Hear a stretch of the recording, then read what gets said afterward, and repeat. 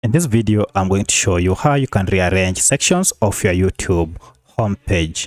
So for instance, this is my YouTube and I'd like to go ahead and rearrange these sections. For instance, I may want this popular section to appear on top here. So to achieve this, we need to go ahead and rearrange these positions. If you find this video helpful, I'll kindly request that you support me by liking the video and also by subscribing to this channel. Alright, so the first thing you need to do is to go ahead and go to your YouTube Studio by clicking on your profile icon and then YouTube Studio. Once you are in YouTube Studio, go ahead and click on customization and then choose this home tab.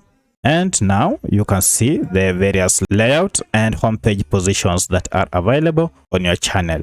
So you can see we have here various sections that are available on my YouTube channel. We have For You is on top and followed by short videos and then videos, posts, and then popular videos. I like to go ahead and put popular videos section on top. To do this, just go ahead and click on these two lines and then just drag to where you want, and look at that, they have exchanged position. Once this is done, now you can click on publish to save the changes, and you can see now the changes have been saved. So if I go to my channel, now you should be able to see the popular video section appearing on top, and indeed look at that, popular videos are now on top.